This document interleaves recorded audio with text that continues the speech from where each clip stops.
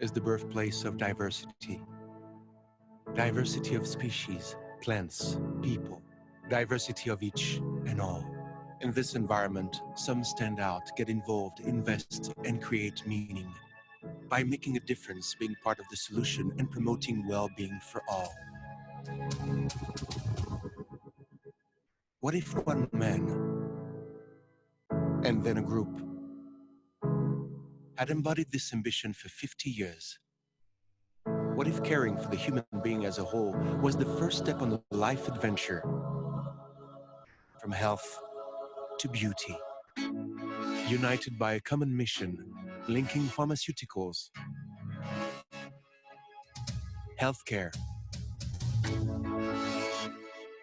dermatology and dermocosmetics, where everything comes together to promote well-being for all. The group shares this commitment to care with healthcare professionals, its trusted partners all around the world. Over the past 50 years, Pierre Fabre has diversified, developed, gained a wealth of experience, exchanges, collaborations. The group has grown into a key player in the pharmaceuticals and cosmetics industries, both in France and internationally.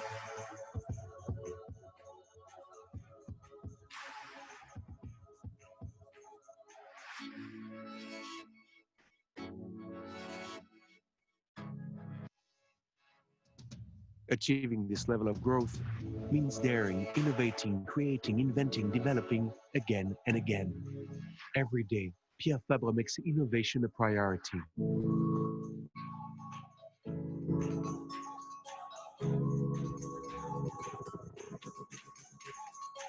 To develop new solutions, the group combines open innovation with its expertise in natural substances, biotechnologies, and sterile cosmetics. Formulated without any preservatives and packaged in a sterile environment, it is a promise of effectiveness and absolute safety. At Pierre Fabre, innovation also involves developing cutting-edge industrial capabilities that will benefit other laboratories in Europe and around the world.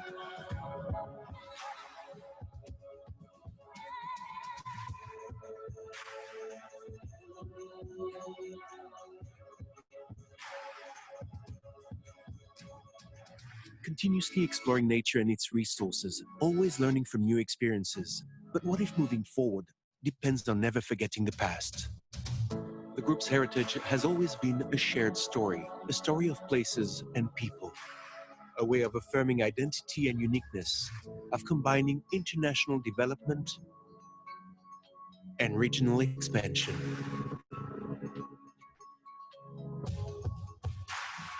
This concern for the health and well-being of people comes hand in hand with profound respect for the environment and biodiversity. This respect is reflected in a responsible development approach called Botanical Expertise Pierre Fabre, respectful of plants and the farmers who grow them, in a constant quest to ensure effectiveness and safety for patients and consumers. A commitment to limiting environmental impact.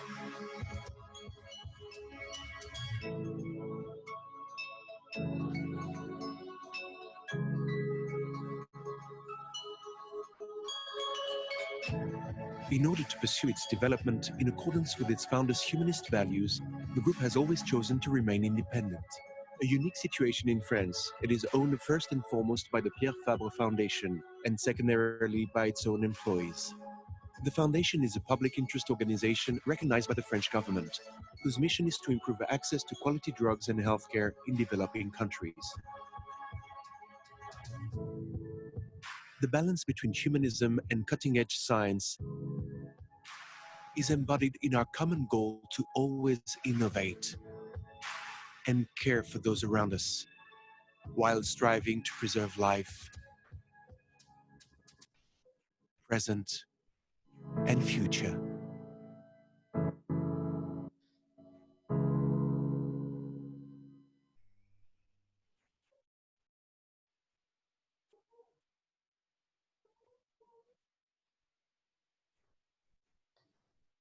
This is the birthplace of diversity. Diversity of species, plants, people, diversity of each and all.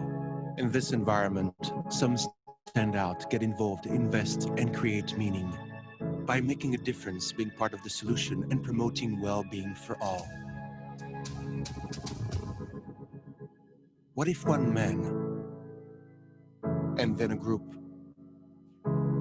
had embodied this ambition for 50 years?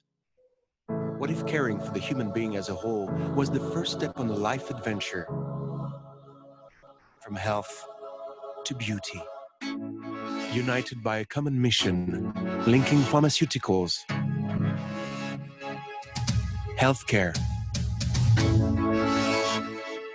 dermatology and dermocosmetics, where everything comes together to promote well-being for all. The group shares this commitment to care with healthcare professionals, its trusted partners all around the world. Over the past 50 years, Pierre Fabre has diversified, developed, gained a wealth of experience, exchanges, collaborations. The group has grown into a key player in the pharmaceuticals and cosmetics industries, both in France and internationally.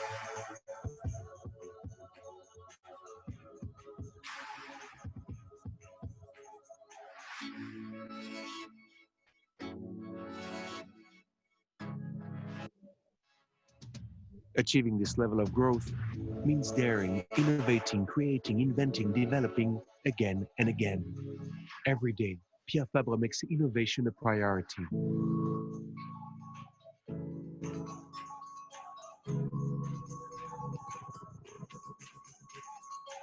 To develop new solutions, the group combines open innovation with its expertise in natural substances, biotechnologies, and sterile cosmetics.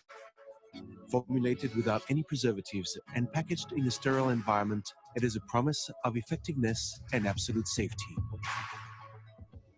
At Pierre Fabre, innovation also involves developing cutting-edge industrial capabilities that will benefit other laboratories in Europe and around the world.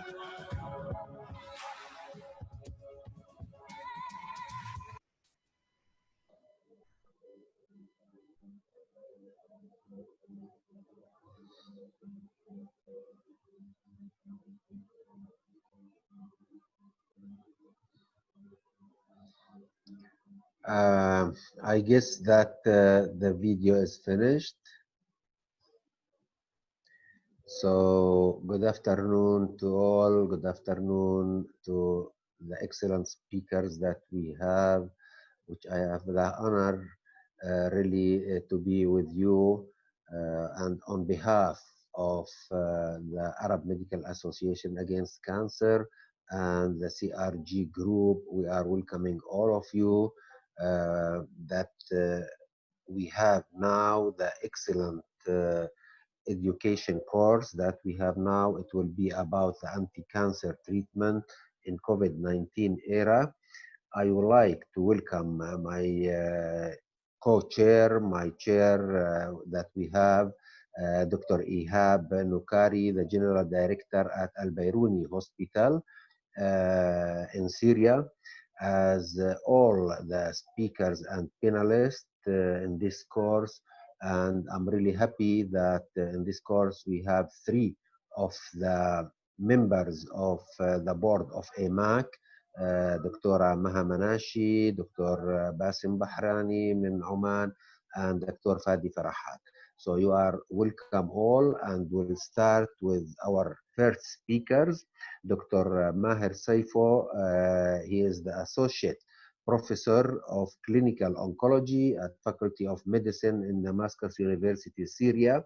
And Dr. Saifo is young and very active man that we are going to benefit a lot of him in Syria and the Arab world. Dr. Saifo is going to talk about challenges in managing cancer during the COVID-19 pandemic. After the lecture of Dr. Saifi, my co-chair, Dr. Ihab Nukari, will present all the other speakers and panelists. Dr. Saifo, you are welcome. The floor is yours. Good evening, everyone. My name is Maher Saifo from the beautiful Damascus, Syria, chair of the Department of Oncology at Damascus University and the chief of breast cancer service at Bairouni University Cancer Center. Thank you, everybody, for joining us. And of course, I thank Dr. Sami and Arab Medical Association Against Cancer, AMAAC. I also thank Dr. Farhat and his group of cancer research, Science Pro for this nice event and organization, and Pierre Fab, your support is commendable.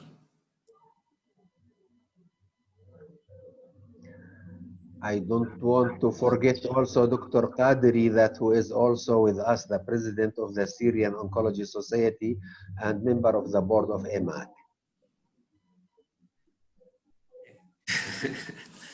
Great. So, do you hear me good? Okay. First, I'm happy to share with you our perspective on COVID-19 in cancer care with the focus on what's going on in our cancer center and the challenges in managing specific type of solid tumors. We Syrians have been suffering from catastrophic results of war for years, but we managed and we still manage to overcome many challenges. So I feel that we can face this pandemic with awareness of all safety procedures, and we have developed a national set of recommendations to slow the spread and to limit the exposure.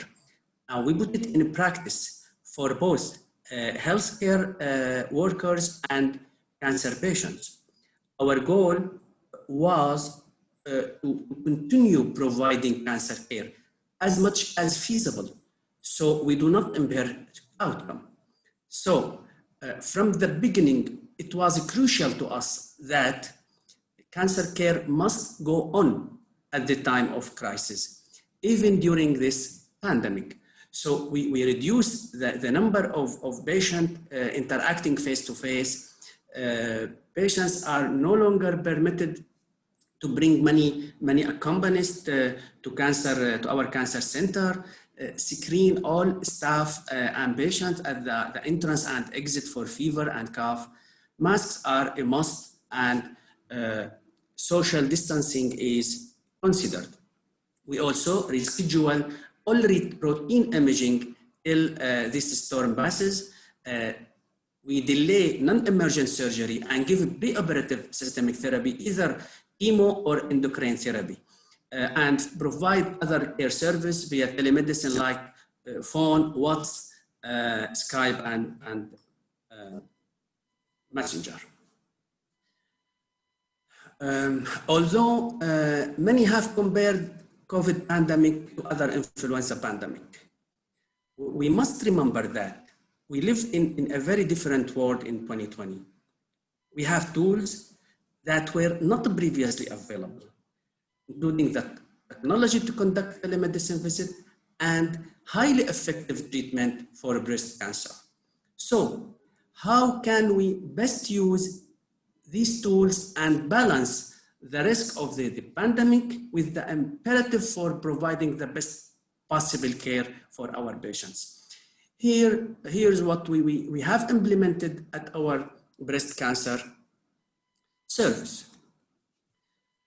We held screening tests such as mammography in patients with no clinical findings, but at the same time, we strongly encourage women who had clinical findings or abnormal imaging to continue their visits, because treatment is critical for improving outcome. We have instructed our patients to continue with their workup and the treatment. It is better to deal with the devil you know than to delay treatment over concern of the devil you do not. Again, for patients with a mass in their breast, it is better to have that worked up than to be afraid to come in for evaluation. And of course, to protecting our patients and the staff from COVID, in addition to carefully cleaning, we have avoided crowding in shared spaces, and also support social distancing. And as I previously said, both patients and providers are required to wear masks. For patients who require chemotherapy or other treatment to control their disease and to improve their survival, we have maintained treatment schedules, but we did delay non-urgent surgery.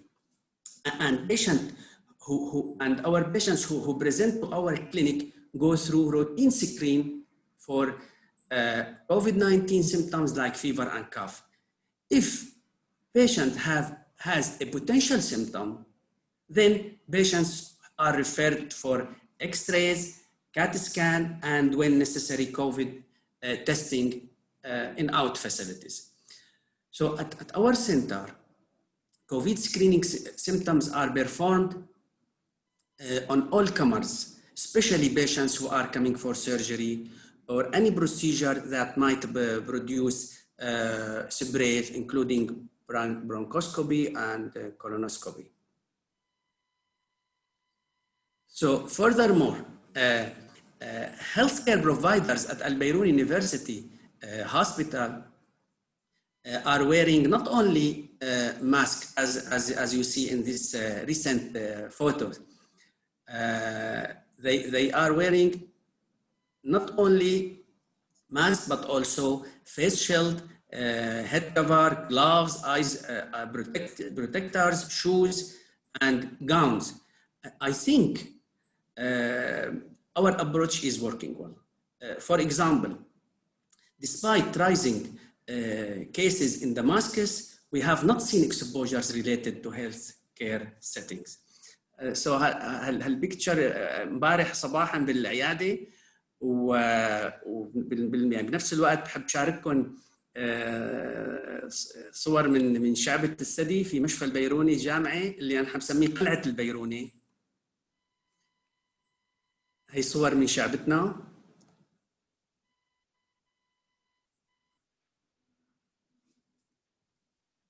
انا هلا من بس مباشر من هذا المكان في شعبة الثدي. So if we can limit in-office visits, we can further reduce the risk of COVID-19. So for all of us, so in our clinic, we rely on telemedicine when a physical examination is not needed. One benefit of virtual visit is that no one is forced to wear masks, which interfere with our ability to communicate and express emotion. So this can be tough, especially for patients who are in a difficult situation. In a telemedicine visit, patients and the providers can see each other's faces, and patients can be surrounded by their families. So these families may not be permitted to accompany at in-office visit. So I think this is an important use to our technology to better care for our patients emotionally. So, and it is important to support and educate our patients, but we need to educate them to minimize their risk of exposure. I have some patients are extremely scared of COVID. So our patients need to be reminded to wear masks and practice social distancing in their daily practice. As health care providers, we should also reassure our patients that we are here to care. We are here to care for them. We will not let their care suffer because of COVID-19. In fact, we have implemented strategies to not only treating them, but also keeping them safe from the pandemic. In fact, I did find that offering support is especially critical for patients who has metastasis, and have a limited life expectancy, particularly if they live alone and are forced to isolate from others to stay safe from COVID. In this scenario, we must provide as much support as possible.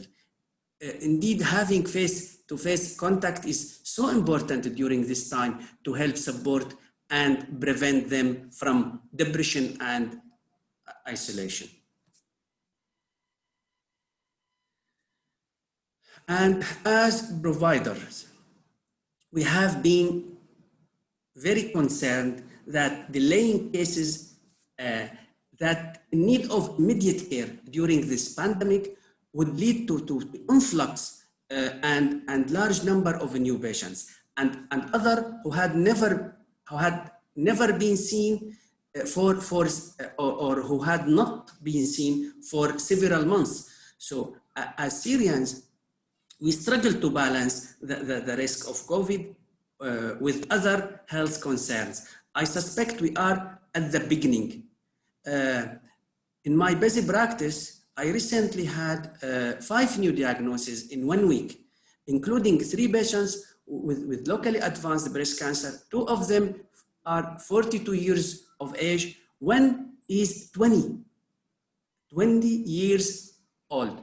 Again, we should encourage patients to deal with the devil they know sooner rather than later to avoid the influx of the new patients and other who had not been seen for a while.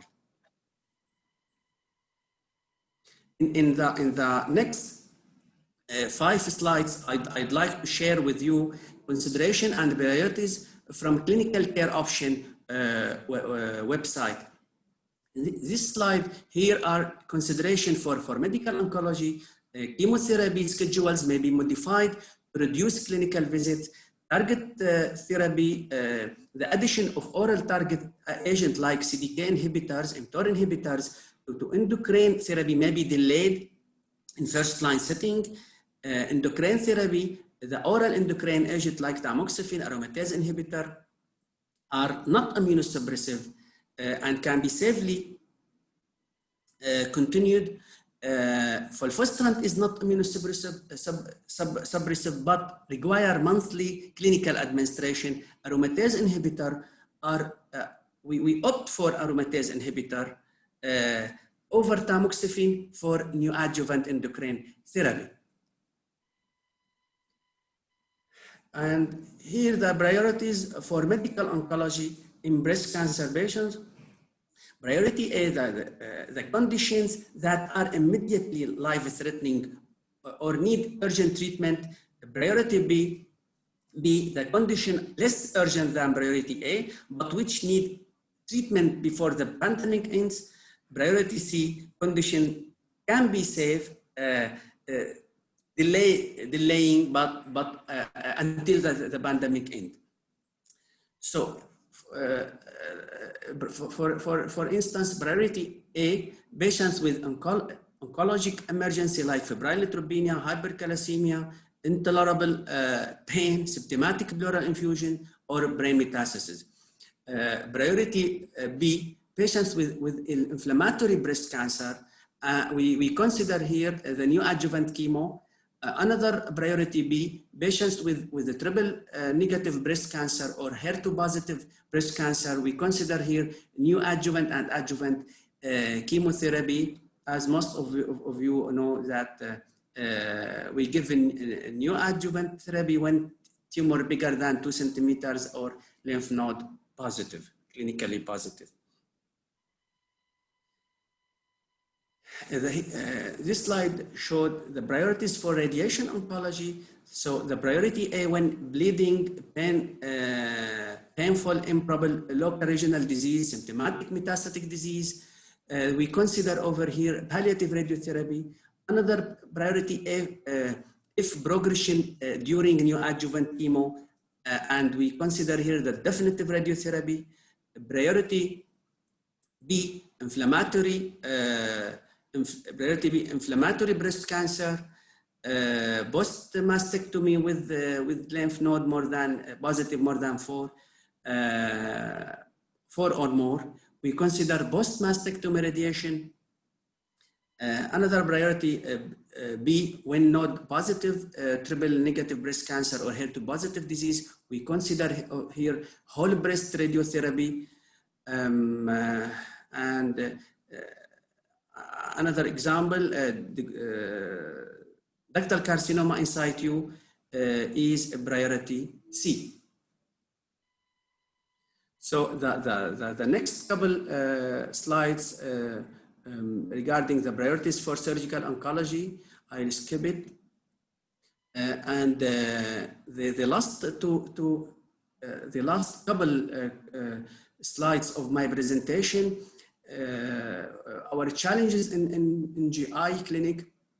So in regards to deciding on one particular chemotherapy over the other who have less visit our center and they have pretty similar efficacy. For example, I used to use lots of Folfox 5-FU infusion, but certainly now I'm using much more Xelox with capecitabine because they have longer interval of chemotherapy cycles and shorter hospitality.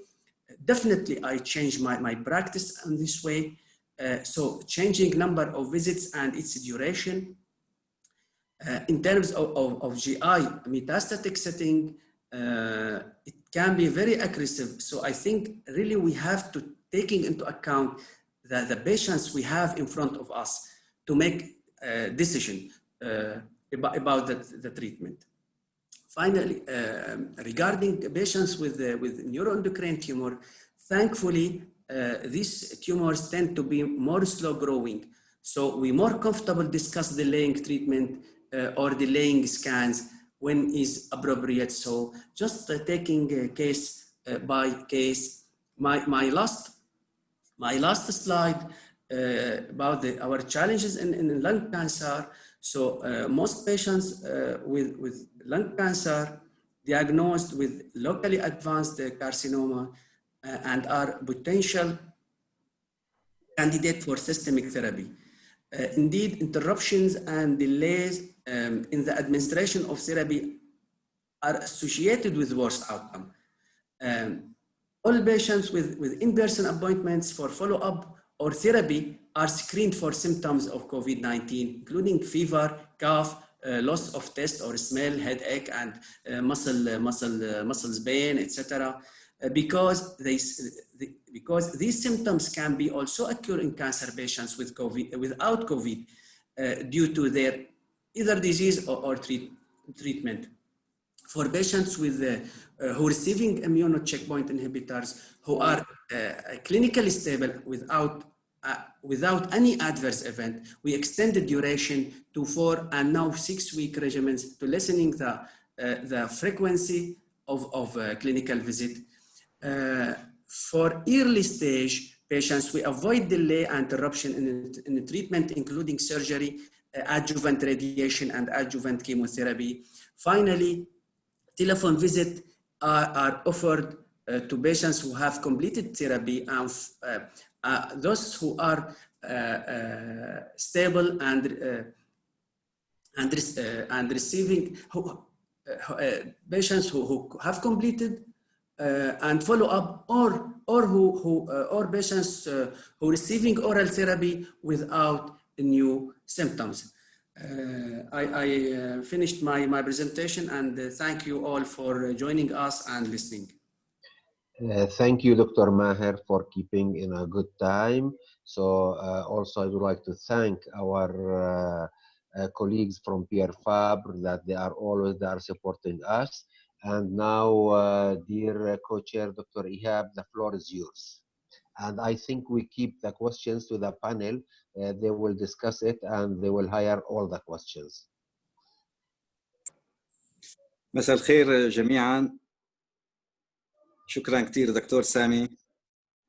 بتشكر شركة بير فابر على الدعوة، بتشكر الحضور، بتشكر المنظمين شركة بير فابر ما راح أطيل عليكم، بصيرني أقدم أخي الدكتور محمد القادري رئيس الرابطة السورية للأورام المعاون الطبي بمشفى البيروني الجامعي، ليقدم لنا حالة سريرية عن سرطان الثدي وعلاجها في زمن الكورونا. تفضل. مساء الخير. Good afternoon. First of all, I would like to thank Dr. Sami, Dr. Farhat, Pierre Fabre, and all my colleagues and friends and organization team. My case is one of hundreds of patients we treated daily in our centers during COVID. The patient is 62 years old, presented in July 2016 with right breast mass. Echo and mammography, Pyrad 5 breast mass with right axillary lymphadenopathy. Or biopsy, invasive ductal carcinoma, ER strongly positive, BR positive, HER2 negative by IHC. Workup, no distance metastasis. This is a mammography image. The patient received the neoadjuvant chemotherapy according to AC, weekly paclitaxel, followed by modified radical mastectomy as patient preferred. Final pathology report, invasive ductal carcinoma. Invasive ductal carcinoma, a 3 centimeter residual disease with post-treatment fibrosis, 2 axillary lymph node involved out of 15 node dissected. She received adjuvant radiotherapy and adjuvant hormonal therapy with retroviral started March 2017.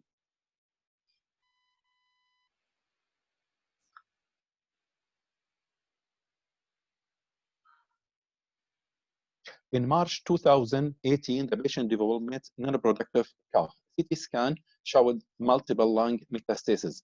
Bone scan negative for bone mets.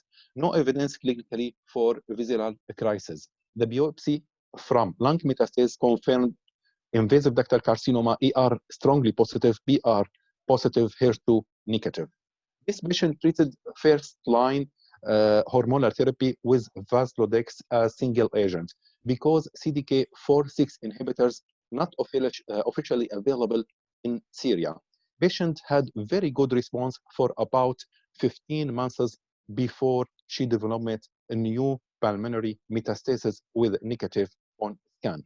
The patient receives second-line hormonal therapy with exemestane and everolimus as second-line hormonal therapy with response for about 3 months before she developed non-productive cough, not responsive to antibiotic and bronchodilators. CT scan showed new pulmonary metastasis.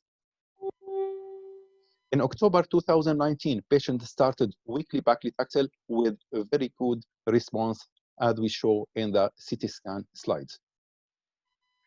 In March 2020, she started oral vinorelbine as second-line chemo or alternative to first-line chemo because of the pandemic of COVID, and she had a very good response. This is changed in regimen based on the National Cancer Committee program recommendation and based on ESMO guideline. Now, the patient is still on treatment with oral vinorelbine without any symptoms and with clear lungs. Thank you.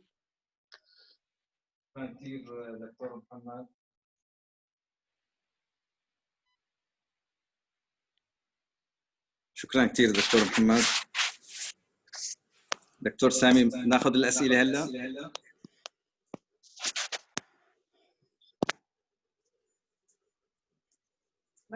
مرحبا. Are we connected?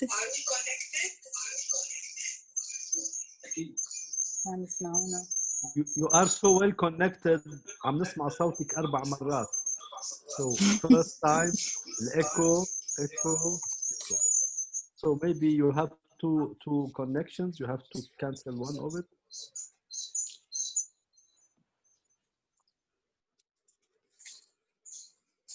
تفضلي دكتورة مها. Can I say to start? Thank you very much, AMAAC and CRG groups, that you are connecting all of us by science. Even it's COVID, but we are all connected in educational sessions, thanks to you. I also want to thank my colleagues and distinguished speakers about their clinical case and speaking about what we do in Syria during this pandemic. We have one question from the floor who is saying, any special consideration for neutropenic fever while COVID time? This is one of the questions from the floor. Can Dr. Kadri or Dr. Saifo answer? Very good question. In Syria, when patients complain of COVID, we refer him to specialists who take care of COVID patients internal. It's not the oncologist. فنحن فورا بنبعته على مركز العزل وبيتابع يعني فالسبيشال consideration over there.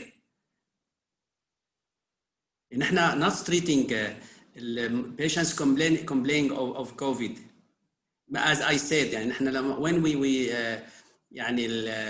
when patients go through routine screening and we found out he's complaining of cough, fever, whatever, then we order X-rays, then CAT scan, then testing in out facilities. When COVID confirmed, we send him to internal center to take care of him. My question also for you, Dr. Saifo, did you noted many COVID patients in our center with patients suffering from neutropenic fever? I rarely see patients in our center. Maybe out my private clinic, I saw more than what I've seen in our cancer center actually. But as I said, married COVID with febrile neutropenia. To me, to our center, نحن بنبعته لمراكز العزل, as you our team know. If ما بعرف دكتور إيهاب, دكتور قادري, وأنت دكتورة مها, if you agree or disagree. We can administration the patient after we exclude the COVID-19. لا عم بحكي with COVID. No. In our centers, we don't admin any patient with COVID. But if the patient with fever and neutropenic, after we exclude the COVID, we can. Basically, each patient have chest X-ray on admission, isn't it? تماما. The question over here is very clear and precise. COVID patients, we do not deal with that. But when patients has fever, cough, we order X-rays, as I said, and the CAT scan maybe no. Then we send him to undergo COVID testing. So can I have a question? Can I have? Can I also ask you if can I ask or somebody else on the line? As you see, COVID changed the medical practice all over the world, even in the Arabic world. Do you think the switching to oral therapy will be a good idea for future after we finish COVID time? Do you think from our experience dealing with patients, having the oral therapy, whatever it is, it give a benefit for the patient, safe and effective, and we may continue on the same practice later on? Question for whom? I'm going to answer this. So I think the upcoming presentation with Dr. Ola will speak to this matter. But to me, really, I changed my practice in this way. Really? Yeah. Not only with capecitabine, but also with oral venerabine. Can I make a comment? Thank you, Dr. Saifo. Thank you. We don't have more questions from the floor. I don't know if anybody raised hand. Dr. Fadi has a comment, please. Dr. Fadi. Yes, thank you very much, my dear friends. أنا استوقفتني جملة said by Dr. Maher. When you use the mask, it's an obstacle concerning communication with patients.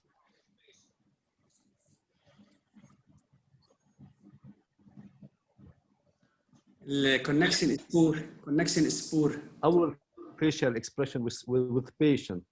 And it's true sometimes بنضطر نحن نرجع لورا شوي لحتى نشيل الماسك لنحكي معهم.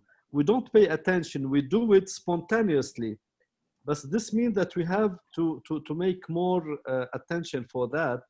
And virtual communication with patients allow better communication لأنه you see them and they see you. فأنا هذه ما كنت ملتفت لها النقطة والتفت لها هلا. First, second, I wanted to say إنه the choice of oral treatment, for instance, oral vinorelbine or capecitabine or others, personally, in my experience, is gaining a lot. يعني already we had a lot of patients such that they have the advantage of not coming to hospital. They have the advantage vinorelbine, capecitabine of not doing alopecia, which measure for quality of life خاصة عند luminal A patient. But truly كمان with time, يعني with the COVID session, COVID era, it makes it more and more interesting. So for the choice of vinorelbine, and the case presented by Dr. Al-Kadri was normal in such case, and وأكثر in the case of COVID. We totally agree on the fact that we have to respect the priority, the outcome. But no, yes, oral treatment is gaining more and more in my practice, in our practice. Thank you. بس حبيت جملتك دكتور ماهر about the mask. Thank you so much. Can I raise an issue, please? Do you think this new practice will change medicine to a lazy treatment with patients because they will get used to be like every 3-4 months coming to hospital when we give them supply for 3 months? Like ESMO and ASCO guidelines say we can provide people with the 3 months supply of oral therapy. Do you think this will teach people to be lazy and not coming back to the doctors when COVID time be off?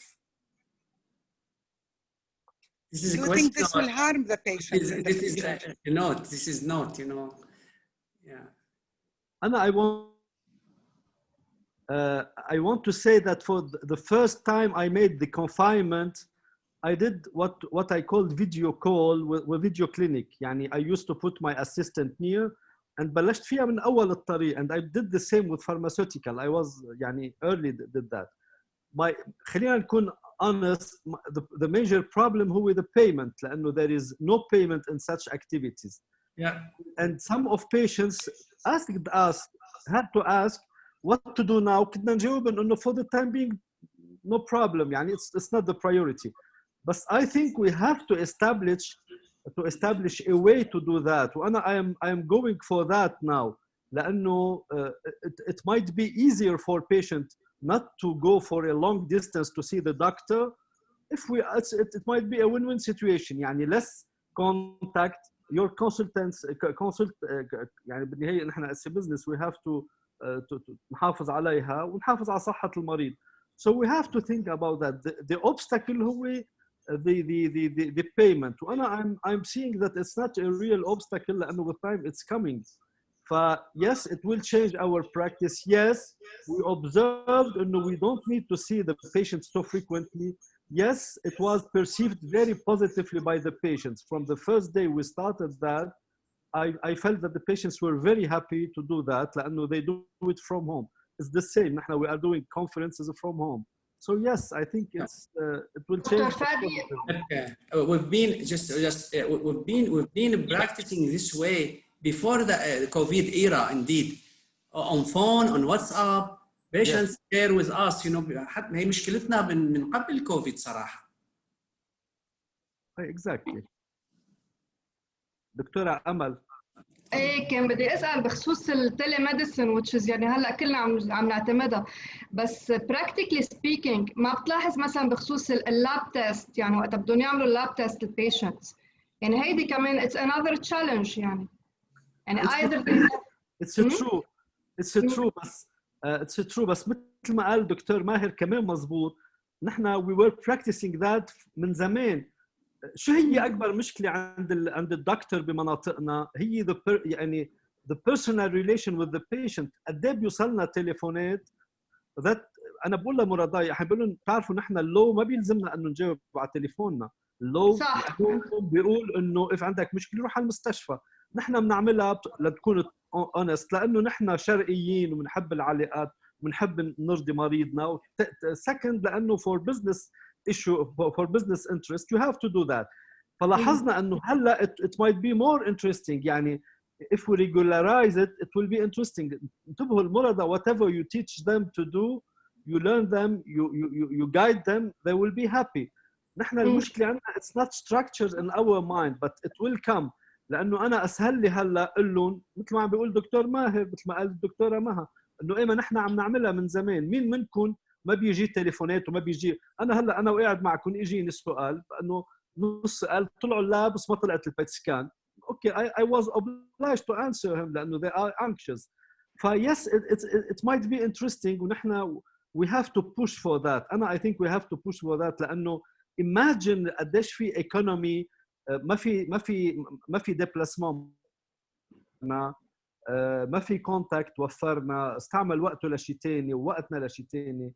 yes it's changing but we have to find the best way. We have to establish as a new practice labs كل شيء. طبعا الكلينيكال اكزام we need to do it. بس مثلا لأعطي مثل ذكرته على CDK inhibitors. The CDK inhibitors we know very well that in Europe they see the patients أول شيء every month بعدين every 3 months which is easy. كمان بيجي المريض. بس نحن concerning some drugs مثل الإيفيرولايموس عم بياخذ الكيسز اللي انقالت او الفينورالبين we have to see them every week. ليش؟ لانه بنخاف يعملوا ميكوزايتس بالايفيرولايموس، بنخاف يعملوا لوكيميا. بس هيدي it's a learning process. It will be very easy to do. I'm sure. يعني I totally agree with you يعني، بس لازم هيدي الشغله تكون well organized، وبعتقد with the upcoming technology يمكن يلاقوا حل كمان بخصوص الكلينيكال اكزامينيشن عن بعد. مثلا هلا في عن جديد في ستيتوسكوب يعني that we can use remotely، فميبي يعني مع الابكمينج تكنولوجي كمان يمكن يلاقوا شيء. بس اكيد كمان I think that we have to well educate the patients حتى at home. يعني اذا لاحظوا هن شيء مثلا مثل ميكوسايتس او اي شيء كمان they have to contact us و they have to يعني لازم يعرفوا مضبوط كيف يحددوا الاشياء الجديده اللي بتصير معهم يعني كسايد افكتس او كسيمبتومز. يعني it has to be organized. يعني ما في اهم من الكوميونيكيشن بهالطريقه اللي عم نعملها. هلا خطرت على بالي فكره. You know that there is many applications in USA وNorth America and North America وEurope about the treatment. نحن مثلا I tried to do it بس you need sponsor. That's the problem. نحن مثلا الريسيرش لانه عندنا كثير patient مضطرين نسالهم عن كل حبه، او بالاورال تريتمنت. نحن بالاورال تريتمنت بنكتب يعني في عندنا الفيش بنكتبها وبيمضي لنا المريض. هيدي في منها ابلكيشن already. الابلكيشن is there. all what you do انه البيشنت على الايفون عنده بيكبس على التليفون بيكبس you have it. so كمان هيدي it will help more and more. يعني probably عم تفتحوا لنا اعيننا انه to go further بالديفلوبمنت لهيدي الطريقه. yes we have to do it. برافو معك حق. The artificial intelligence will be here to help us بالستيتوسكوب الالكترونيك بالابلكيشنز everything. بيبقى انه في البيرسونال تاتش. انا مثلا ما بعرف افحص مريض اذا ما بحط ايدي عليه. هذه كمان بالفكره انا لقي لها طريقه. كلنا هيك. اوكي ثانك يو جاي. ثانك يو دكتور فادي. ميرسي. واضح انه البراكتس تبعنا راح يتغير شويه شويه، بس البيرسونال تاتش فيري فيري فيري امبورتنت، حتى لو مجرد الاي تاتش، انه يجي المريض وانه بيطمن اكثر بكثير انه شاف دكتوره وقال له. بس طبعا changes will come، في شغلات كثيره جدا اللي راح تريح المريض وراح تريح الطبيب في نفس الوقت. شكرا كثير لكم وللحوار الرائع جدا. ومرة ثانية زميلنا الدكتور إيهاب معنا عشان يقدم السبيكر القادم. مرحبا. بدي أقدم الدكتورة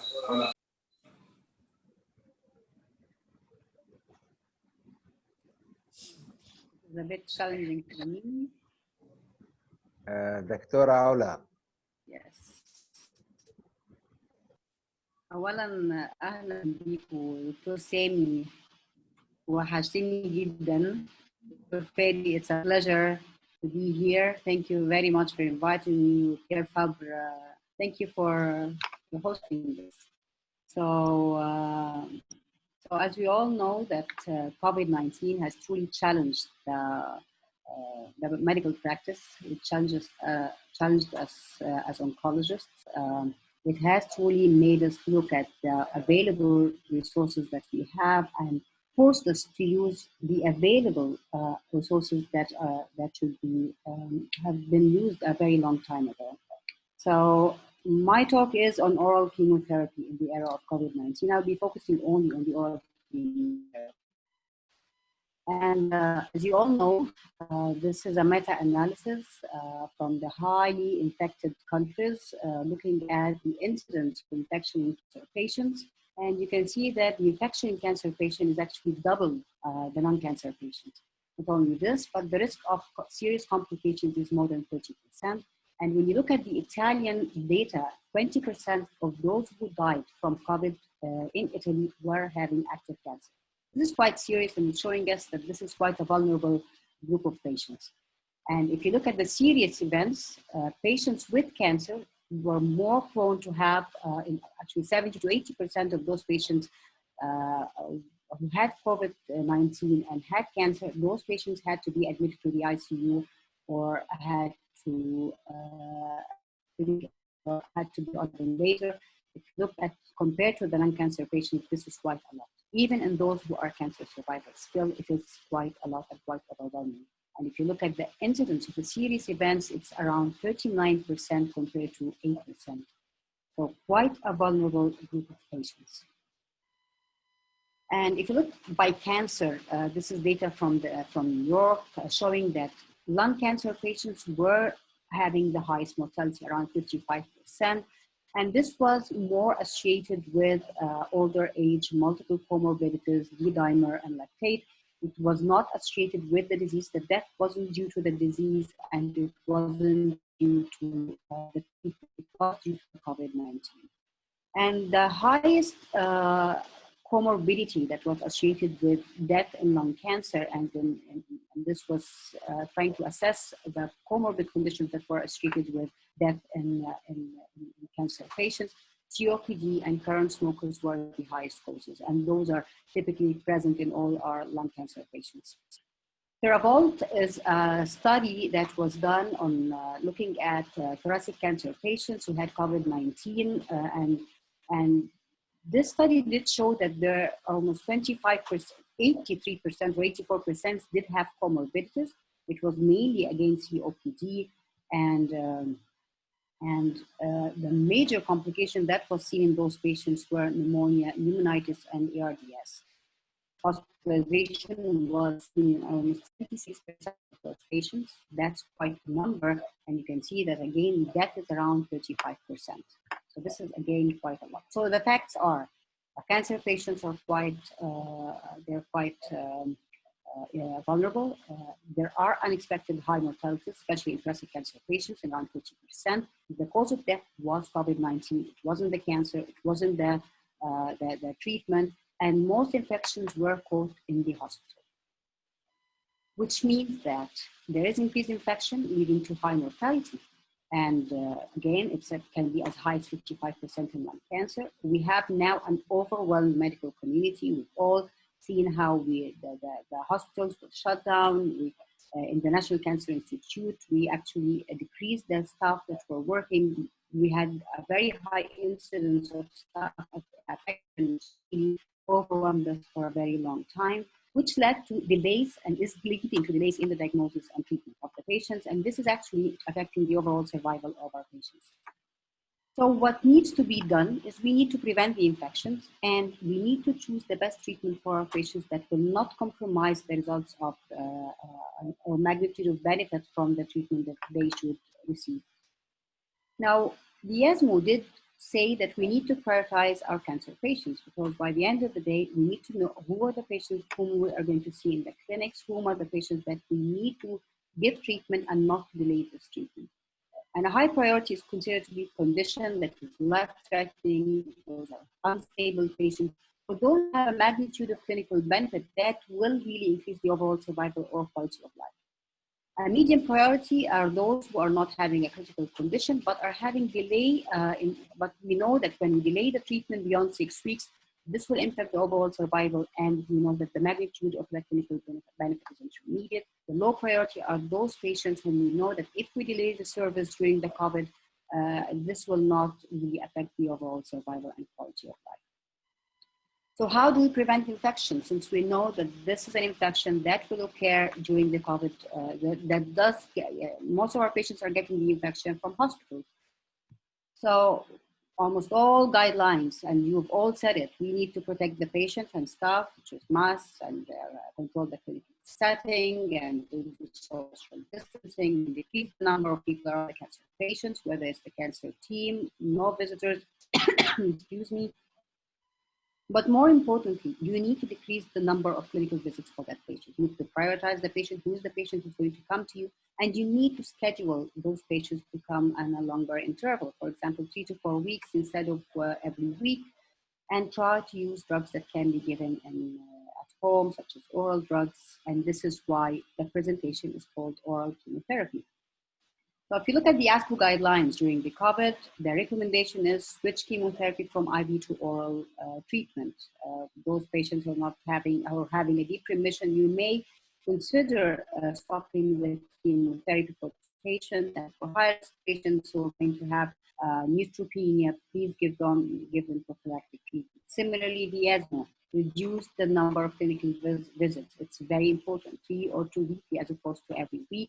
Give oral or subcutaneous instead of intravenous injections. The NCCN, same thing. So all the guidelines are telling us we need to use our resources wisely. Even the breast cancer, all the breast cancer societies, they are clearly saying that they are now prioritizing oral chemotherapy in the metastatic setting compared to the IV treatment.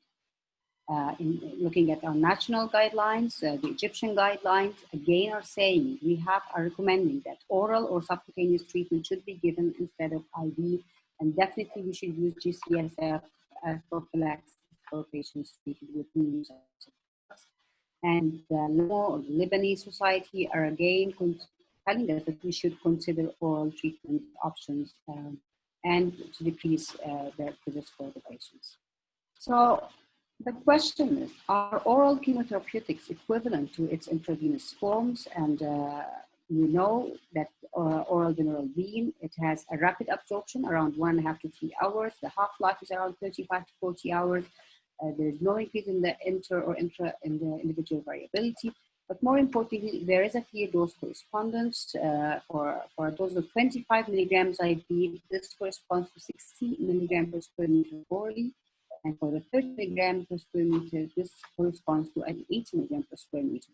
So now, are those two forms similar in efficacy? A randomized study, the first randomized study that looked at capecitabine with intravenous vinorelbine at a dose of 25 milligrams, day 1 and day 8, versus an oral vinorelbine of 60 milligrams per square meter, similar doses of cytarabine, clearly showed that there's a similar overall response, progression-free, and overall survival.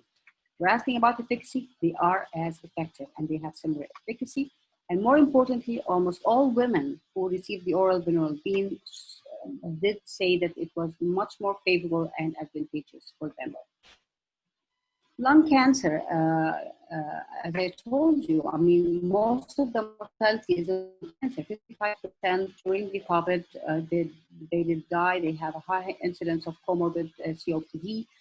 However, if you look at prioritization for lung cancer, this is a disease that needs to be treated. You cannot, most of the patients are high priority patients. All the newly diagnosed patients have to be treated. Everyone who is going to receive treatment, they are high priority and they need to receive their treatment. And if you look at metastatic setting, first line treatment is important, second line, and so on. So the usual recommendations for chemotherapy, immunotherapy, and target treatment, they still apply. However, almost all the guidelines are again telling us that we need to be smart in choosing the treatment that we're giving. We know that adjuvant treatment is important in the early, in stage 2, stage 3A, and the highest stage 1B, because it does improve the overall survival. And we know that vinorelbine platinum is the standard of care for those patients. But however, we need to use the oral formulation to again limit your day 8 visits for those patients. And for locally advanced for a very long time, the standard of care was the standard of care is platinum etoposide. It's quite effective, yet it is more toxic in terms of esophagitis, pneumonitis. Carboplatin paclitaxel, again, is one of the options. However, it was interesting to see that giving oral vinorelbine concomitantly with radiotherapy in the renal study, it's a phase 2 study, but it's quite an interesting study because it did look at locally advanced non-small cell lung cancer patients who were randomized to the standard of care platinum etoposide radiotherapy versus 2 cycles of platinum oral vinorelbine. First dose is, you typically give 60 milligrams per square meter, then the second dose is 80 milligrams per square meter, day 1 and day 8. And then after 2 cycles, platinum vinorelbine, we reduce the dose of vinorelbine to 40 milligrams per square meter, together with the standard of doses of radiotherapy. The primary endpoint is PFS, and you can clearly see that compared to the IV, more toxic and more, for some people, it's quite a hassle regimen. The median overall survival was actually numerically a little bit better. It wasn't significantly better, but it was numerically better. Responses were similar and the PFS similar. We had a 38, almost 3 years improvement in the overall survival with the concurrent chemoradiotherapy using the oral vinorelbine. Toxicity was significantly lower. The grade 3 and 4 toxicity was 20% compared to 62%. Febrile neutropenia was significantly lower. Esophagitis, a very important toxic side effect with concurrent chemoradiotherapy, it's 0.4% compared to 9.2%. P-value, you can see how significant it is. Pneumonitis is significantly lower, sepsis is significantly lower. So concurrent chemoradiotherapy with an oral vinorelbine platinum does show a similar efficacy and significant less toxicity.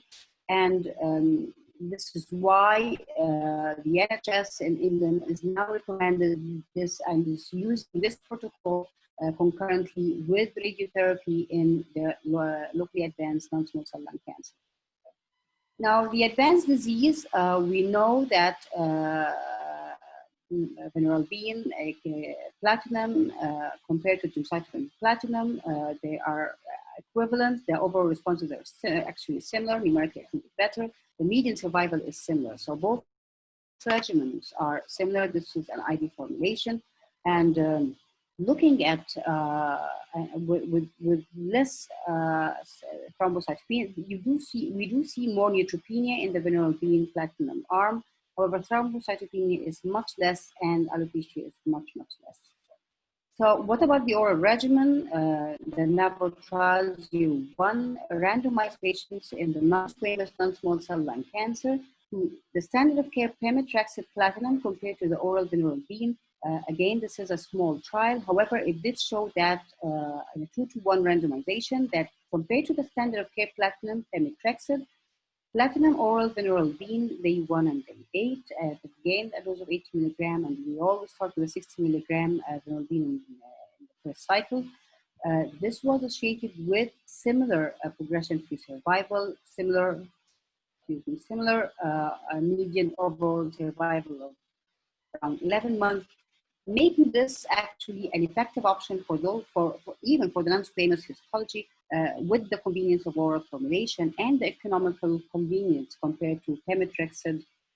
Oral vinorelbine would be a cheaper option. You can see that toxicity, again, neutropenia is common with vinorelbine. However, thrombocytopenia is significantly much less, and the non-hematological toxicities are actually less with the oral vinorelbine. Squamous histology, the NAVAL trial 03 randomized patients to oral vinorelbine platinum compared with the standard of care gemcitabine 6 platinum, which is an IV injection given day 1 and day 8. And then there was a maintenance arm of vinorelbine orally compared to gemcitabine injections. Again, looking at the efficacy, there was a similar disease control, similar overall responses, and similar PFS and similar overall survival. So an oral regimen, again, is as effective as an IV regimen. It is safe in squamous non-small cell lung cancer with less toxicity. Okay. Those well-tolerated, manageable side effects with the convenience of the oral treatment in the squamous histology. What about breast cancer? You know, metastatic breast cancer, the German breast group have clearly recommended, and this is a specific recommendation, that now they prefer oral treatment in order to reduce the access to the hospital, modifying the chemotherapy schedules for 3 weeks instead of weekly treatment. LHRH analogs are given every 3 months. Bone agents are delayed if the patient doesn't need them. CDK4/6, again, if you don't need to give CDK4/6 for the low burden disease, bone mets only, that can be an option for elderly population.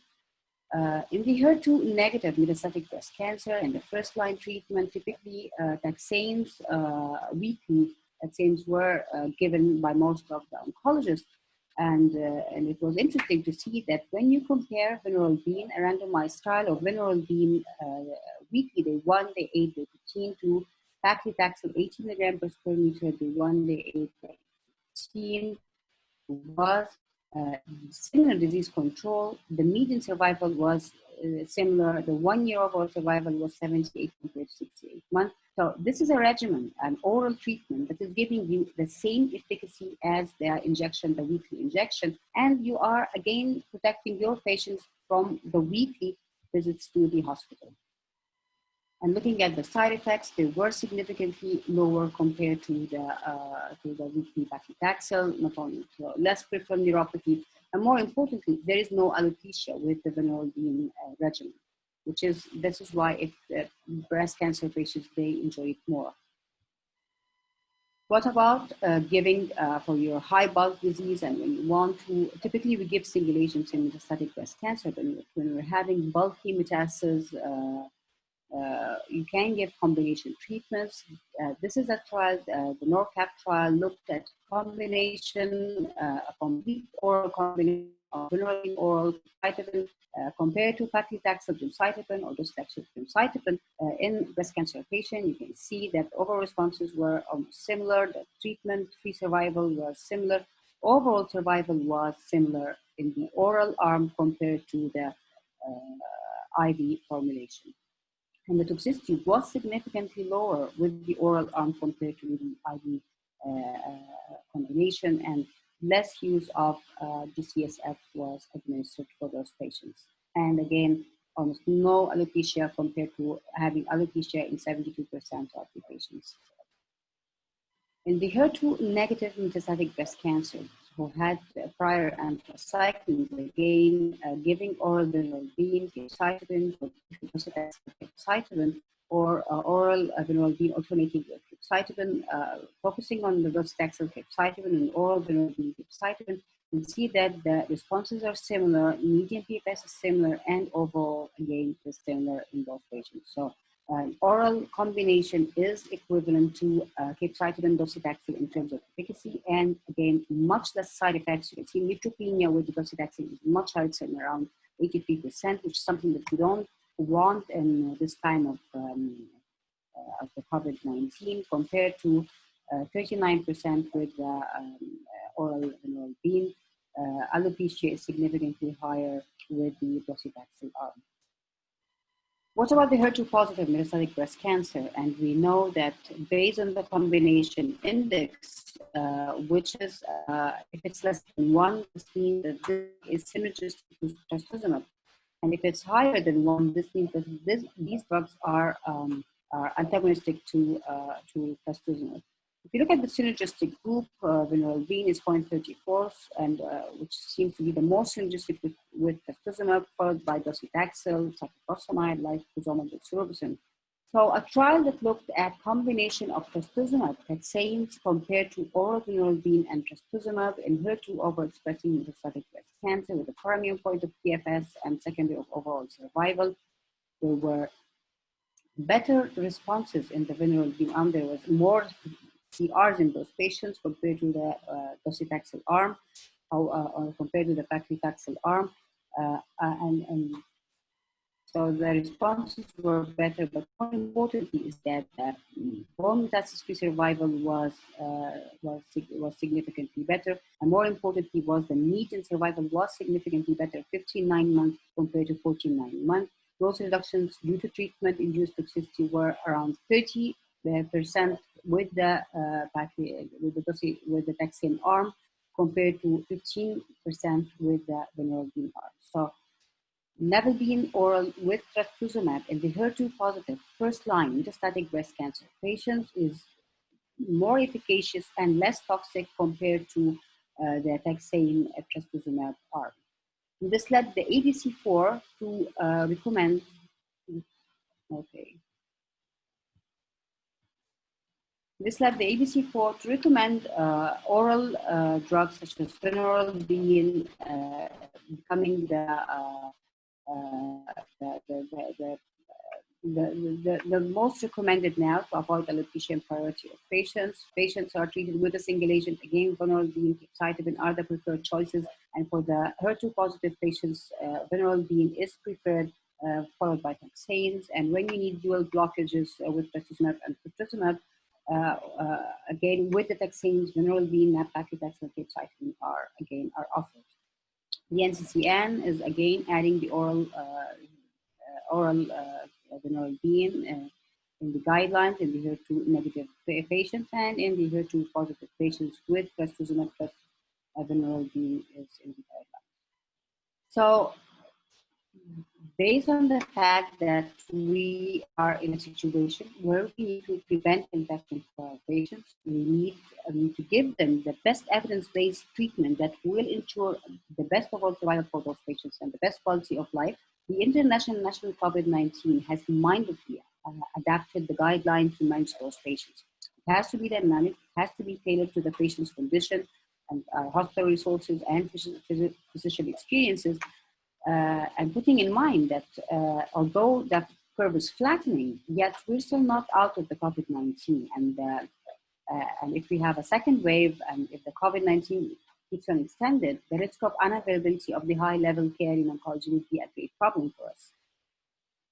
Re-evaluating the schedules is quite important. Reducing the number of clinical visits is important. Oral drugs is now recommended by all guidelines. It's compared to the IV admixing administration. And if you look at the guidelines from the NCCN, the ASCO, the ESMO, and the ADC4, metastatic breast cancer patients, they should receive vinorelbine as an oral formulation. It is now recommended. It's as effective as taxanes with and we're looking for, I would love to see a phase 3 trial, but the preliminary data is, and the phase 2 data is telling us that it is as effective as taxanes, if not better. And in the first line, alternative to taxane in the HER2-positive metastatic breast cancer is actually potentially better with a better median survival. And similarly, in non-small cell lung cancer, in almost all stages, all histological subtypes has shown to be as effective as the IV chemotherapy. In the squamous, it's as effective as gemcitabine carboplatin or platinum, and in the non-squamous histology, it is as effective as being as pemetrexed as cisplatin. So if you are still asking about whether you should give your patient oral chemotherapy during the COVID-19, again, they are equal. So the IV chemotherapy is equivalent to the oral formulation, with the benefit of having less frequent. The IV, you will have more frequent visits. You can have the infusion-related complications. While when you give the oral treatment, you're having less visits, less infections for the patients, less cycle time, even if you're giving it in combination with an IV chemotherapy, less incidence of COVID-19 infection, and the side effects are much more manageable. You can give the oral treatment for a longer treatment and to ensure better outcomes. So with this, I end my slides, and I thank you. I hope, and I'm ready for all questions.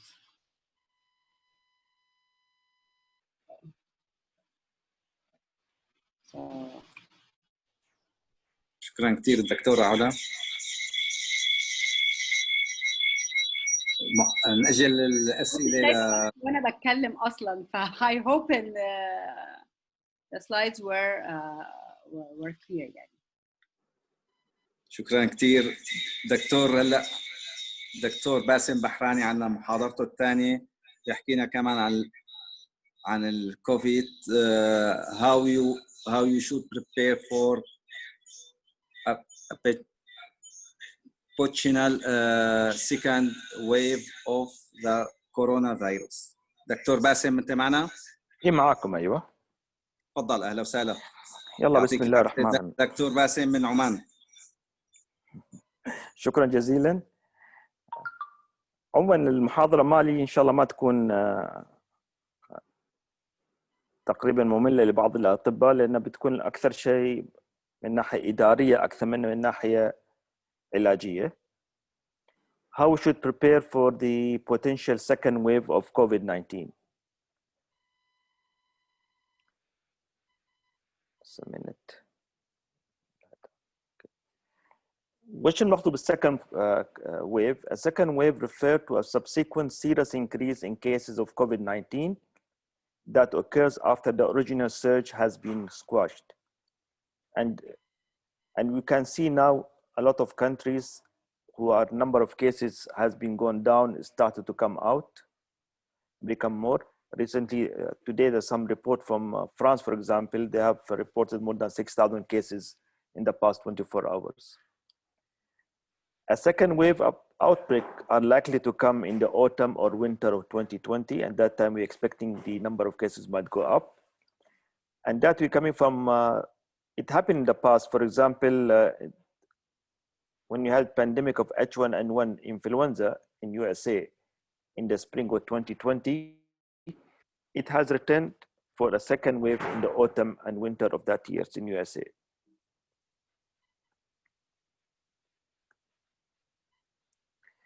The initial severity and impact of the first wave of the COVID-19 was underestimated by a lot of us. And that's why we found that to start with, the number of cases were low. And because of that, people thought it's simple flu-like illnesses, and the start number of cases increases. The second wave may result from travel and exchange of people between regions. Now the airspace has opened from a lot of countries and people start coming in every country from other countries. People start relax social distancing measure too quickly. If you see the videos and TVs, we find a lot of people in Europe are walking without mask, even in our countries here. People behavior when they start moving around more, they're not keeping with the social distancing and take everything lightly. And also you might find the virus might end up following a seasonal pattern like influenza viruses. So the outcome would be largely depend on how well we can apply the lesson learned from the first outbreak. So the window to prepare for the second wave may be small, and the implications for the health and the employee organization as well as economy could be more serious. So while waiting to develop a broad immunity to the COVID-19 in some countries, or to produce an effective vaccines and evaluate those vaccines globally, many of us will be at risk of catching the virus, especially when says it can be spread without any symptoms. So what's important is that countries begin to plan for the worst. So government should act and prepare immediately to ensure that the healthcare system has adequate staff, resources, and facility to minimize the mortality risk of COVID-19. It's also important to think ahead and give strategic planning for another COVID-19 outbreak. So we should check our emergency preparedness training and do an after action report in the cancer care services and hospitals. So what we need to do now, we should start taking the input from all healthcare providers in our institute. What do they think we did well during the COVID-19, and what do we think we should have been done better? So we didn't need to list out everything that went well and everything that didn't work well in that institute or hospital or country, so we can make necessary changes to prepare for the second wave. Let them see the good, the bad, and the ugly, so that line of communication stay open between the first line staff and the administrations. We should start reviewing your facilities policies and risk assessment, making sure it is up to date. Cancer patients who are on active treatment are at higher risk for more severe COVID-19 illnesses. So knowing those patients will help us understand who you need to monitor more closely during an outbreak. So we need to keep policies and plans in place and ready. We need to review the core documents to make sure that they remain consistent with the most recent guidelines. We should keep reviewing the isolation, cohorting plans, infection control policies, telehealth or telemedicines, the communication between patient, staff, and administration, and the media plans. We need to prepare a performance improvement plan that can be coordinated with the quality assurance and performance improvement department in the hospital or centers.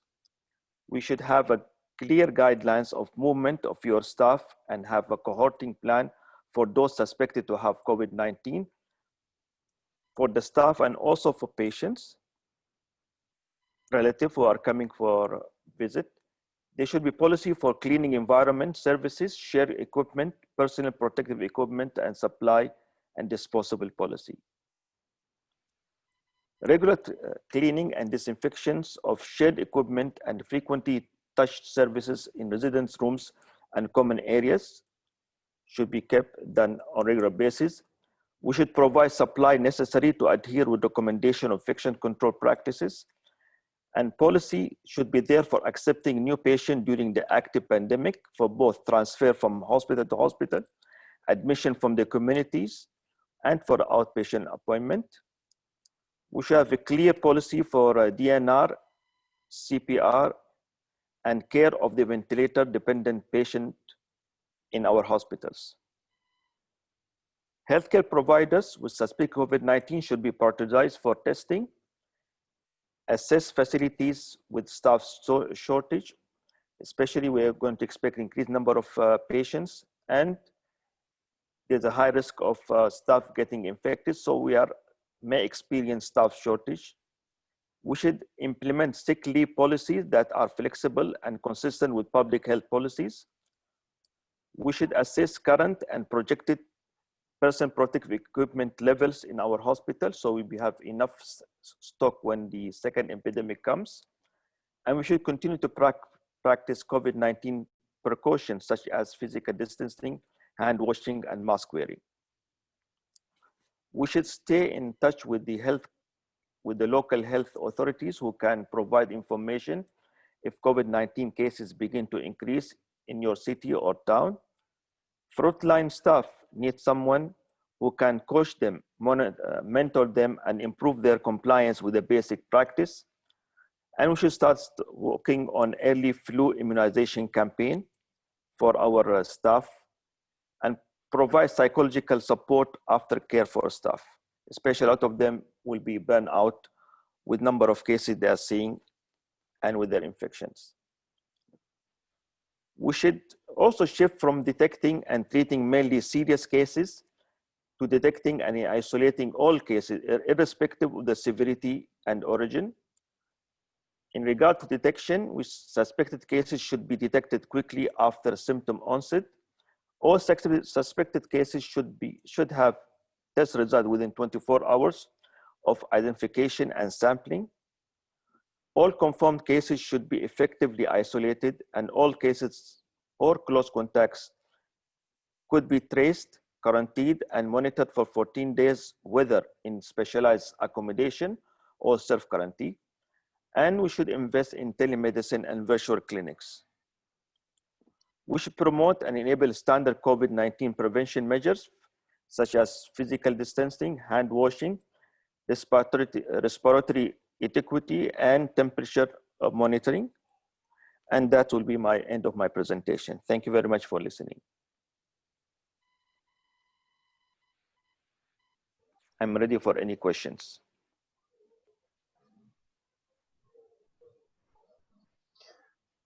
Thank you. Thank you, Bassim. Excellent, excellent presentation as always. All the speakers, يعني احنا really at this time we need this information. Panelists, we are waiting for you. There is a question, which education should be given to the patient for the patient who are receiving treatment with oral chemotherapy about diet, time of taking, and medication interaction. So these are about the patient education. Do you want me to repeat the question? Dr. Bassim? You want me to answer these questions? That's okay. Yes. The question was asked about patient on oral chemotherapy. What education we need to, or what education should the nurse give patient to treat? Actually, which the most important thing is yes, what side effect they expect to have, and they should tell them what to do when they get those side effects, so they know whatever they're getting are because of the treatment or because of something else. And the second thing, how to get in contact with the hospitals when they get their symptoms. I think that's two important things. A lot of hospitals, when they start patient on new chemotherapy protocols, even the oral IV, we list them all the side effects, we give them the papers, and we tell them what to do when they get them. Dr. Ola, معنا, any comment?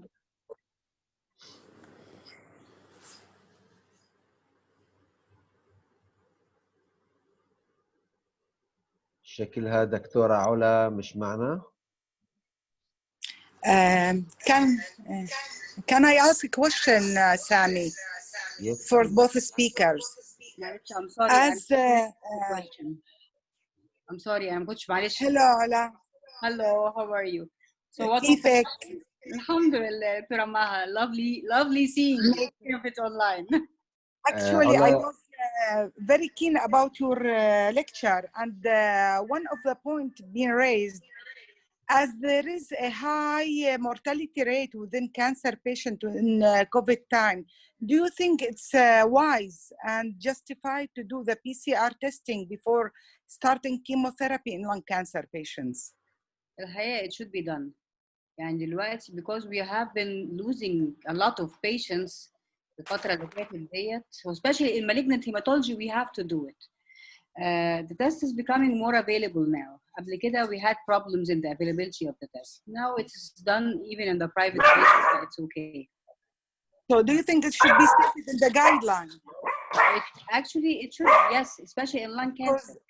Yeah, because it's not on the guidelines so far. Let's look at the scenario. You have a patient metastatic lung cancer and the patient is COVID positive. How will you treat this patient? Will you be able to treat him? What kind of treatment will you do? What about the immunotherapy if you're going to give immunotherapy? So you need to test and make sure that the patient is not COVID positive before you start anything. It's now becoming standard of care to do that. What we need is the availability of the tests. مش كل countries they have the availability, but if we're treating lung cancer, we should do that. Thank you. Thank you. Ola, the question was what kind of education that the nurses should give to the patients? Okay. Since I was talking more about the oral venereal bean, so there are some important issues that we need to know. So when do we take the tablet? The tablet should be taken after meals. You should take it with a glass of water that is warm, nothing hot and nothing cold. Those are the main things. And if the patient vomits, he shouldn't receive another tablet. So these are the most important things that the patient needs to know when he's taking the oral treatment. طبعا لازم يعمل CBC complete labs out قبل ما يبدأ التريتمنت, and this should be seen by the doctor, even to be sent to the doctor before the patient takes the day 8 treatment or if he's on weekly treatment. Is that clear? Yeah, excellent. أنا عندي بس هيك مش سؤال حقيقة، بس بدي أعرف من السبيكرز الإكسلنت سبيكرز والبانلز. As in Jordan الصحيح إحنا we hadn't any corona cancer patients لحد الآن، ولا مريض كانسر انصاب بالكورونا، مع إنه عاملين كل البروكوشن اللازمة إنه في حالة إنه انصاب أي مريض بالكورونا شو التراك اللي لازم إذا كان he needs to be treated at the hospital. So I would like to ask all of you, صار عندكم حالات كثيرة بالنسبة لكانسر patients انصابوا بكورونا؟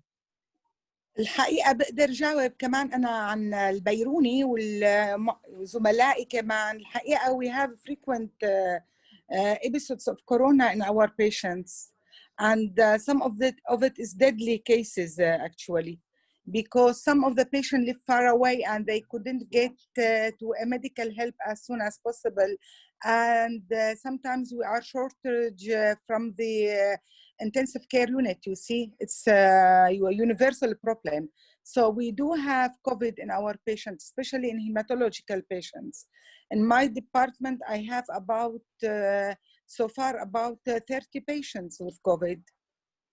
So I think it's a good number. All of them? I'm not sure about Oman or other countries. Confirmed by test or just complaining of pneumonitis? Or? By CT scan and by swab, by culture, yes, by PCR. Well, a huge number, a huge number. Yeah, what about Lebanon, Oman? We have doctors also died from, doctors died from COVID also. We have a good number. I heard a lot in Syria and mainly in Egypt, unfortunately. Yeah. In Oman, we have, in our hospital, we have around 40 patients who had COVID. And out of 40, we had maybe 5 or 6 who died from it. Are they all Omani or are We're talking mostly are Omanis, yes. In Oman, 90% of cases are Omani, 10% are for non-Omanis. So the majority of our patients are Omanis. What about Lebanon, Dr. Amal? I had only 2 of my patients who had COVID-19, but they recovered. يعني الحمد لله. I educate my patients حتى I use very strict protective measures in my clinic when they come. Even some of them they come to take the chemotherapy in the clinic. So الحمد لله لحد هلا ما في غير 2 patients بس. So they recovered Yeah, alhamdulillah. Sami, in our department, we see about 150 patients a day in hematology clinic. So it's a huge number. And by each month, we have about 1,500 patients. So, and they have heavy chemotherapy. And really, I found it a reasonable number, 30 number to have COVID symptoms confirmed by CT scan mainly, then by culture. I don't know why we have more than other countries, but still we have it, which is fact. Yeah, maybe the pandemic is much more the numbers in Syria that the announced, because I don't know how many PCR tests they are doing daily, not for the patients in general, for all the population. Now, yes, Maher. وزارة الصحة stated that about 60 cases in whole population of Syrian population, but in fact over 60 doctors died of COVID in Syria. So we do not perform this test because it costs actually. It's equal to 100 bucks in Syria. It's very expensive. الأردن حقيقة إحنا البوبوليشن تبعتنا بحدود ال 7.7 million and till yesterday انعمل almost 770,000 which means إنه 10% of the population يعني was tested by PCR. Well, that's great, but not enough, I mean. We hope that it will be much better in the near future. In Jordan, we don't have a lot of cases. We have about 1,700. All the cases that was identified by COVID-19. And the death persons, it was only 12, the majority of them due to other diseases more than the corona. Right. And you now know, we have at the hospital only 140 persons in regular beds. There is a question here. I think it's for both Dr. Bassim and Dr. Awala. Could cancer centers themselves have spread the COVID in the patients due to the overcrowdedness? Could this be recommendations to build more centers to decrease the crowdedness? We know for a fact, yes, patients get infected from the hospital. This is a fact, we know that. Yes. Despite all the measures that we do, despite we actually have a machine that, that disinfects everyone coming in. Yet, احنا زي Syria بالضبط, maybe more. We see almost 1,000. The clinic has around 1,600 patients, and this is only the medical oncology clinic. So we're restricting visits as much as we can. The patient, typically they go in alone. However, yes, we do have a lot of infections. So you all said the number of patients that you have. We have a lot of patients who have COVID-19. The seriousness of the infection really does depend on the comorbid conditions, the age of the patients. We have patients who would, really complicate very fast. We have a full ward. We have a triage for patients for COVID, and we send them to the ward where the three COVID-19 positive patients. Now, do we have the facility to build more centers or more hospitals? Maybe in the future we should do that. What we need to do is really limit the visits for the patients. Use your resources, wisely, and know who are the patients who should come. Try to start telemedicine for those patients. This is important. Sami, can I read one of my Syrian colleagues, who is the head of oncology department in Ministry of Health, his comment, which I found it very wise and interesting. He says, شكرا لكل المحاضرين. He is Dr. نضال خضر. شكرا لكل المحاضرين والمشاركين من وطننا العربي الحبيب ولراعي هذه الندوة الهامة. صادفنا في الفترة الماضية عدة سيناريوهات. واحد، بعض المرضى الذين حدثت لديهم اختلاطات للعلاج حتى مع المعالجات الفموية، وكان من غير الممكن مراجعة المشفى لأسباب تتعلق بالوباء. كان الحل بالتواصل مع أطباء من اختصاصات أخرى موجودين بالقرب من المرضى، بحيث يقيم المريض سريريا من قبلهم، واستمرار التواصل معهم حتى حل المشكلة. 2، مرضى الأورام بشكل عام كانوا على درجة مقبولة من الوعي الصحي، بحيث كانوا يتواصلون معنا لتأجيل الجراحات في فترات معينة. 3 صادفنا عدة حالات تثبيط نقي، وهذا سؤال مهم للجميع للباناليست والسبيكر. صادفنا عدد من حالات تثبيط نقي عند بعض الأشخاص غير الورميين والذين لديهم أعراض خفيفة للإصابة بالكوفيد، مما يطرح سؤالا حول كون هذا الاضطراب أحد تظاهرات المرض. يعني برأيكم السايتوبينيا ممكن تكون complication للكوفيد؟ What do you think, friends? Yes, actually أنا لاحظت إن في ناس كتيرة جدا بيحصل لها cytopenias. They're testing negative, but they're having fever, they're having symptoms. They're testing negative, but still you can see there is some lymphopenia موجودة, there's some neutropenia that is there.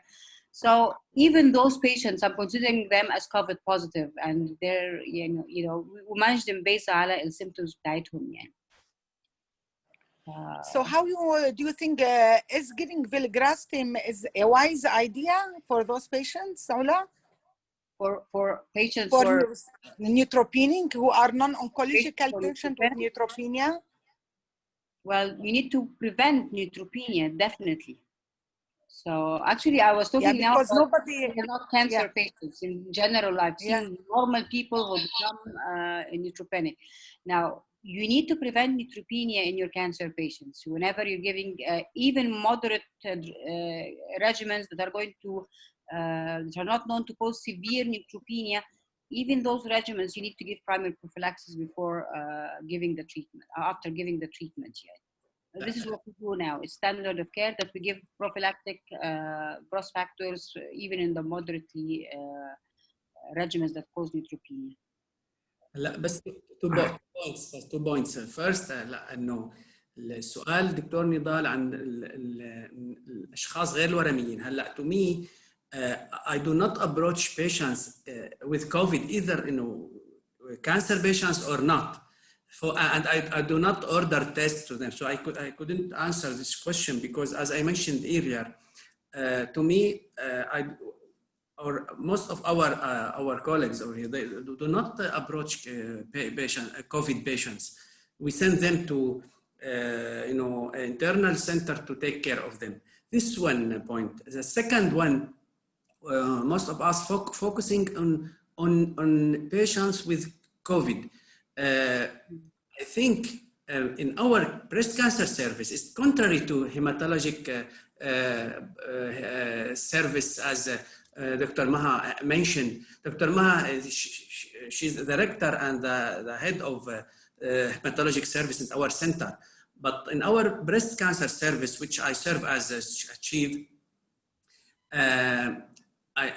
we focusing not only in patients, but also first, we have a few cases of COVID in terms of patients, but what I'm focusing on the providers as well, healthcare providers. As I mentioned, our approach is working well because in Damascus, the cases are rising.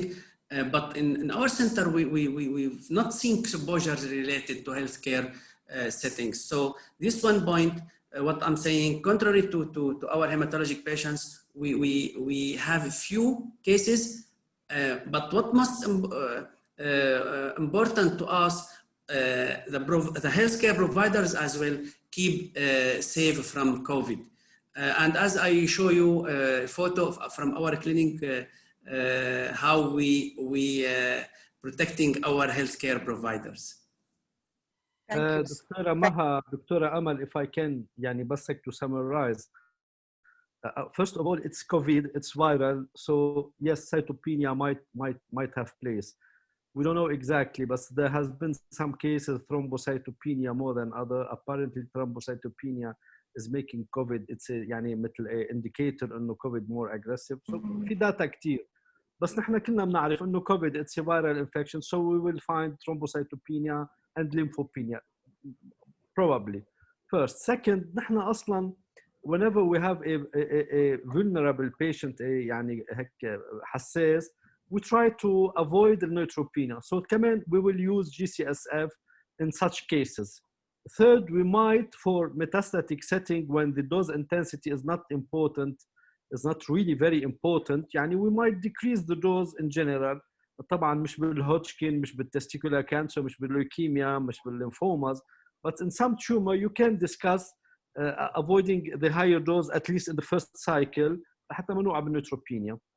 بعدين مثل ما قال كمان دكتور ماهر، مثل ما قال دكتورة علا، انه البيشنتس هول we do not treat them، بس نحن عم نحكي proactively دكتور ماهر، انه proactively نحن we have to دكتورة أمل ناخذ ال precautions، نحن we have to educate our patients, we have to educate our system, and I think all are now educated. Then we have to give GCSF whenever we can, or decrease the dose intensity in order when it's allowed. وهذا اللي كل شيء بنعمله. Concerning lymphopenia, thrombocytopenia, nobody can answer till now لأنه we don't have full data, we don't know very well. هذه بعتقد يعني بتلخص هالموضوع. Okay. Thank you. Excellent, guys. Thank you, Thank Dr. you very much. Now we have to finalize, مش هيك؟ Dr. Fadi, floor is yours to closing. Yes.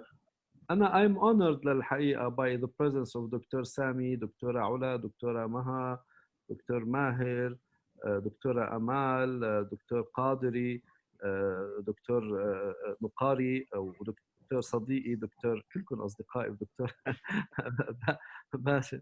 So I'm very happy, and I think it was very fruitful. I have received a lot of feedback on my personal phone. Thank you, Pierre Fab. Thank you, Pascal, for leading, giving us the opportunity to do this session. We will continue. We have in September 8 a next session على Hemato. I wanted just to ask my Syrian colleagues and my other colleagues, do you prefer Thursday على Tuesday؟ هيك نحن فهمنا لأنه نحن we are trying to do every Tuesday. Apparently you prefer Thursday. والله لا ما بيأثر. Thursday. طيب لنفكر بالموضوع لكن يا دكتورة مها أهلا بالخميس يعني مش معقول. نحن مو يا هلا بالخميس دكتور سامي، يا هلا بالخميس. So thank you very much everyone. Thank you Science Pro for the support. Thank you all, and الله يحمينا ويحميكم جميعا. We will rise again بلبنان إن شاء الله بكل الوطن العربي. يلا goodbye. Thank you very much. الرب معكم. Bye. This is the birthplace of diversity. Diversity of species, plants, people, diversity of each and all. In this environment, some stand out, get involved, invest, and create meaning. By making a difference, being part of the solution, and promoting well-being for all. What if one man in a group had embodied this ambition for 50 years? What if caring for the human being as a whole was the first step on the life adventure? From health to beauty, united by a common mission, linking pharmaceuticals, healthcare, dermatology and dermocosmetics, where everything comes together to promote well-being for all. The group shares this commitment to care with healthcare professionals, its trusted partners all around the world. Over the past 50 years, Pierre Fabre has diversified, developed, gained a wealth of experience, exchanges, collaborations. The group has grown into a key player in the pharmaceuticals and cosmetics industries, both in France and internationally.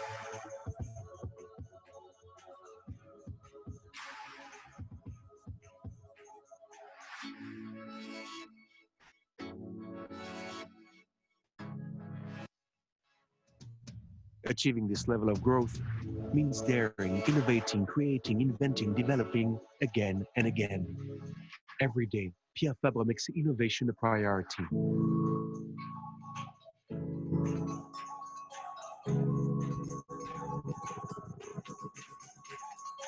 To develop new solutions, the group combines open innovation with its expertise in natural substances, biotechnologies, and sterile cosmetics.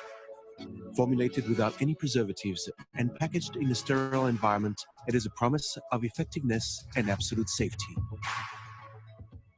At Pierre Fabre, innovation also involves developing cutting-edge industrial capabilities that will benefit other laboratories in Europe and around the world.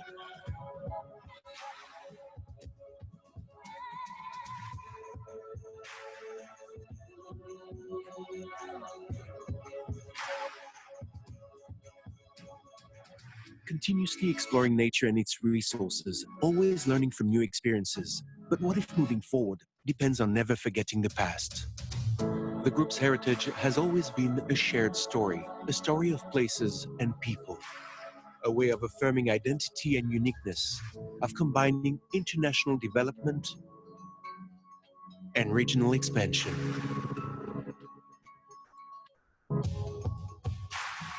This concern for the health and well-being of people comes hand in hand with profound respect for the environment and biodiversity. This respect is reflected in a responsible development approach called Botanical Expertise Pierre Fabre, respectful of plants and the farmers who grow them, in a constant quest to ensure effectiveness and safety for patients and consumers. A commitment to limiting environmental impact.